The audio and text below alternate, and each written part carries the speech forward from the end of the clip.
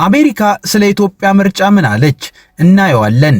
ህወሓት በድሮን ሲመታ የኤርትራው ፕሬዝዳንት ኢሳያስ አፈወርቂ የ3 ቀናት ይፋ የሥራ ጉብኝትን ለማድረግ ወደ ግብጽ ካይሮ ተጉዘዋል።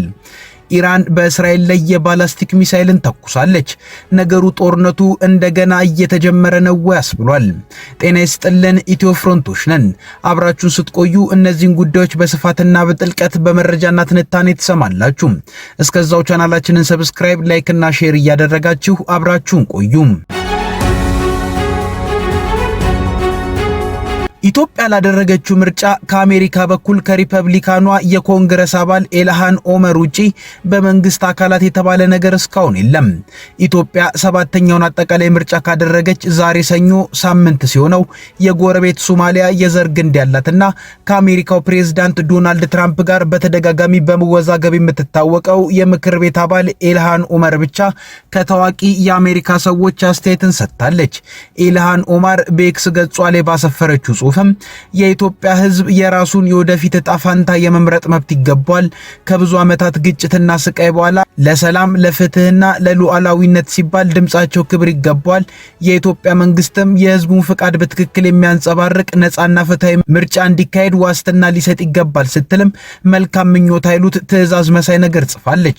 ሆኖም ስለ ኢትዮጵያ ምርጫ ከሷ ውጪ ምርጫው ሳምንት ሞልቶትም ከሀገሪቱ መንግስት አካላት ውስጥ የሥራ አስፈጻሚነት ስልጣን ያለው አካል መግለጫን አልሰጠም።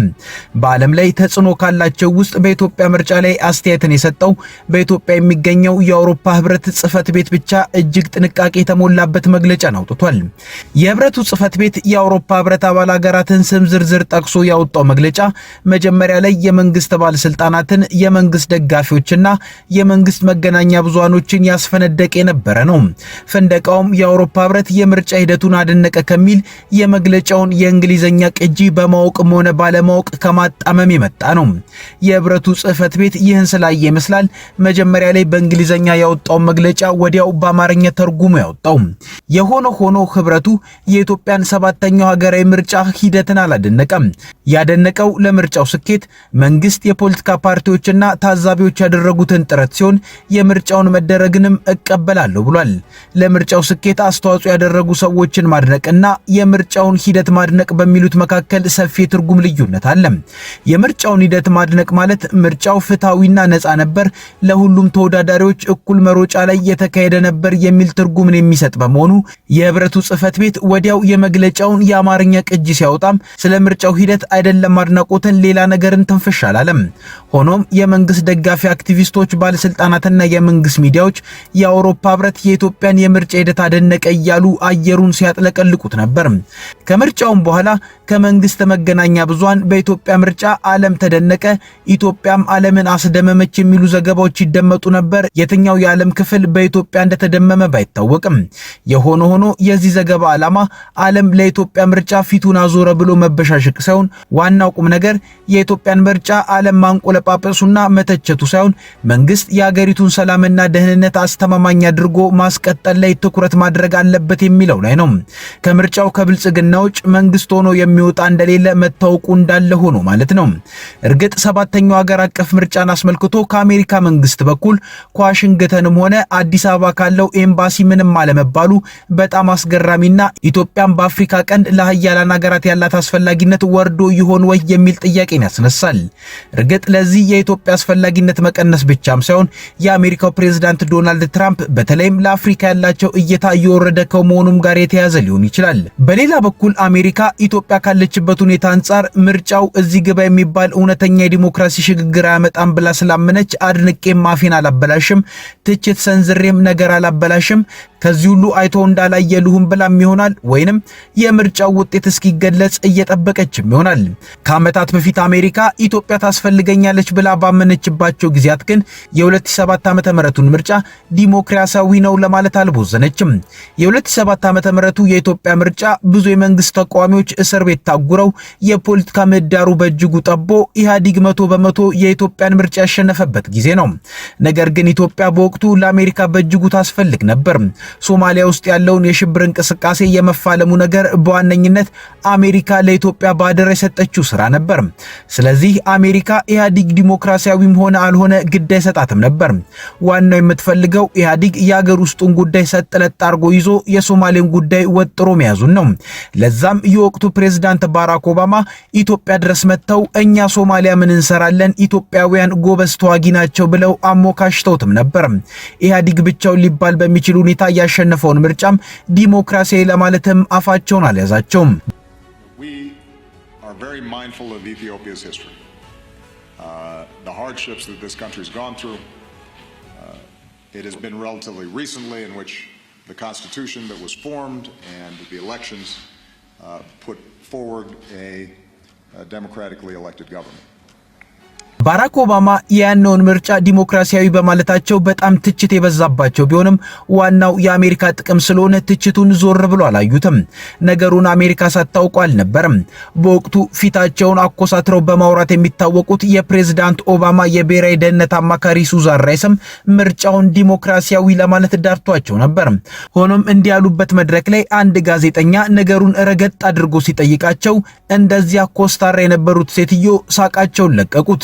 The Prime Minister of Ethiopia was just elected with 100% of the vote, which I think suggests, as we have stated in our public statement, some concern for the integrity of the electoral process, at least if not in the outcomes, then in some of the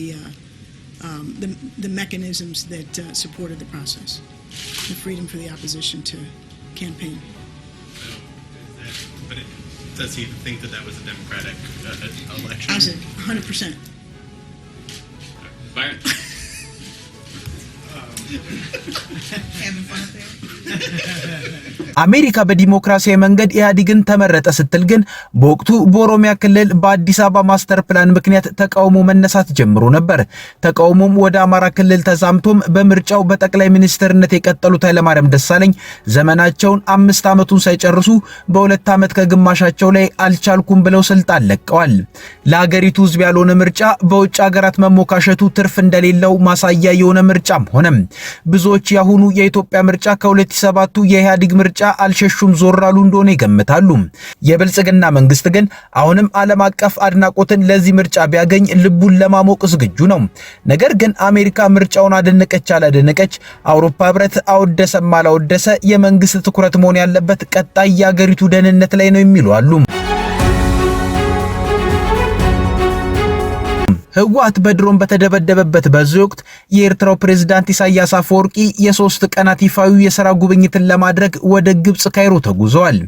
አሁን ላይ ግብጽን ልክ እንደ አንድ የኤርትራ ግዛት ነው ፕሬዝዳንት ኢሳያስ አፈወርቂ እየተመላለሱባት ያለው። የፕሪቶሪያው ስምምነት መፈረሙን ተከትሎ ከኢትዮጵያ ጋር ያላቸው ግንኙነት በአንድ ጊዜ ከወዳጅነት ወደ ቅራኔ የተለወጠው ፕሬዝዳንት ኢሳያስ ቅራኔውን ተከትሎ ከካይሮ ጋር ያላቸውን ግንኙነት ወደ ስትራቴጂካዊ አጋርነት ተቀይሯል። ይህም አጋርነት በየጊዜው በተደጋጋሚ ኢሳያስን ከአስመራ ካይሮ እንደ ውሃ ቀጂ እያመላለሳቸው ነው። ዛሬም ኢሳያስ የውጭ ጉዳይ ሚኒስትራቸው ኦስማን ሳላህን አስከትለው ግብጽ ገብተዋል። በጉብኝታቸውም ፕሬዝዳንት ኢሳያስ ከፕሬዝዳንት አብዱል ፈታህ አልሲሲ ጋር በምጣኔ ሀብትና በሌሎች ዘርፎች ላይ ሰፊ የሁለትዮሽ ግንኙነቶችን ማጠናከር ላይ ያተኮረ በኤርትራ ማስታወቂያ ሚኒስትር ጥልቅ ተብሎ የተገለጸ ውይይትን ያደርጋሉ ተብሏል። ሁለቱ ፕሬዝዳንቶች በተጨማሪም ስለ አፍሪካ ቀንድ፣ ስለ ቀይ ባህር ደህንነትና በመካከለኛው ምስራቅ ስላሉ ወቅታዊ ሁኔታዎች ባሉ ወሳኝ ጉዳዮች ላይ ይመክራሉ ነው የተባለው። በዚህ ምክክራቸውም ኢትዮጵያ ዋነኛ የውይይት አጀንዳ የመሆኗ ነገርም የማያጠራጥር ነው። ግብጽ በታሪክም ከሚታወቀው የህዳሴ ግድብ ጋር የተያዘ ተቃርኖ ባሻገር ጎልቶ ከኢትዮጵያ ጋር የምትቃረንበት አጀንዳ ባይኖራትም ኤርትራ ከኢትዮጵያ ጋር ዳግም ወደ ውጥረት እየከተቷት ያሉ ችግሮች እየበረከቱም እያደጉም መጥተዋል። እነሱም ኢትዮጵያ ከ2 ዓመታት ወዲህ በጉልህ ማንሳት የጀመረችው የባህር በር ወይም ወደብ ጥያቄና ጽምዶ ናቸው። እነዚህም አስቀድሞ በፕሪቶሪያው ስምምነት ምክንያት የተበጠሰውን ገመድ በባህር በርና ጽምዶ ምክንያት የሀገራቱን ውጥረት ወደ ጦርነት ስጋትነት የቀየሩ ናቸው። ከጽምዶ በፊት ኢትዮጵያ እያነሳች ያለውን በቀይ ባህር ላይ የባህር በር ባለቤት የመሆን ወይንም አሰብን የማስመለስ ጥያቄ በኤርትራ በኩል ከባድ መነቃቃትን የፈጠረና ጉዳዩን ከሀገርነት ባሻገር በቀጠናዊ አካሄዶችና ህጎች እንዲገታ የማድረግ እንቅስቃሴን የጀመረችው። በዚህም የቀይ ባህሩን ከሚዋሰኑ ሀገራት ውጪ በባለቤትነት ድርሻ እንዳይገቡበት የማድረግ አማራጮችን በአረብ ሊግ በኩል የማስፈጸም አካሄድን እየተከተለች ነው። በሌላ በኩል በቀጠናው ላይ ያላትን ቁጥጥር በይበልጥ ለማጠናከር ያግዘኛል ያለችውን ስምምነትም ስለማድረጉ የሚታወቅ ነው። ይህም ስምምነት ሁለቱ ሀገራት የባህር ትራንስፖርት ላይ በጋራ ለመስራት ያደረጉት ስምምነት ሲሆን በዚህ ስምምነት ወቅት በግብጽ የተገለጸው ዋናው ነጥብ የቀይ ባህር ደህንነት የባህር ዳርቻው የሚያዋስናቸው ሀገራት ጉዳይ ብቻ ነው የሚለው ነበር። ስምምነቱ በአስመራ በተፈረመበት ወቅትም ግብጽ የቀይ ባህር ደህንነት ጉዳይ የባህር ዳርቻው ተጓዳኝ ሀገራት ብቸኛ ኃላፊነት መሆኑንም አስታውቃለች። ስምምነቱ በኤርትራ ዋና ከተማ አስመራ የተፈረመው በፕሬዝዳንት ኢሳያስ አፈወርቂ ፊት ሲሆን የግብጽ ውጭ ጉዳይ ሚኒስትር ባድር አብድላቲና የትራንስፖርት ሚኒስትር ካሚል አልዋዚሪ በቦታው ተገኝተዋል። በወቅቱ የቀጠናውን ደህንነት አስመልክቶ ማብራሪያ የሰጡት አብድላቲ የቀይ ባህር አስተዳደርና ደህንነት በቀጥታ ከባህር ዳርቻው ሀገራት ብሔራዊ ደህንነት ጋር የተያዘ መሆኑን አጽንኦት ሰጥተው ነበር። በዚህም የባህር ዳርቻ የሌላቸው ሀገራት ከጉዳዩ ጋር በተያዙ ስምምነቶች ወይንም ግንዛቤዎች ውስጥ መሳተፍ እንደሌለባቸውም ገልጸዋል። ካይሮ የድንበር ሀገራትን አንድነትንና ሉዓላዊነትን በሚያጎላው የኤርትራ የቀይ ባህር አስተዳደር ራዕይ ላይ ያላትን ድጋፍንም በወቅቱ አረጋግጣ ነበር። የእሁድ ከሰዓቱ የፕሬዝዳንት ኢሳያስ የካይሮ ጉብኝትም ከነዚህ ጉዳዮች ጋር የተያዘ ሊሆን እንደሚችል መገመት አይከብድም። ሌላው በኤርትራ መንግስትና የህወሓት ከፍተኛ ኃላፊዎች አጋርነት የተፈጠረው የጽምዶ ጥምረት ኤርትራን ከኢትዮጵያ ጋር ፊት ለፊት ያጋፈጣት የቅርብ አጀንዳ ነው። እየተጠናከረ የመጣውና የህወሓትን አመራሮች እስከ መከፋፈል የደረሰው ጥምረት አሁን ላይ ትግራይን ከፌዴራል መንግስት ጋር ለሁለተኛ ዙር ጦርነት እያዘጋጃት ይመስላል። ለምርጫው ሲባል በሚመስል መልኩ በፌዴራል መንግስት በኩል እስከዛሬ ብዙም ያልተባለለት ጽምዶ ባለፈው አርብና ቅዳሜ ግን በዋና ሀገራዊ አጀንዳነት በተለያዩ ሁኔታዎች አደገኛነቱ መገለጽ ጀምሯል።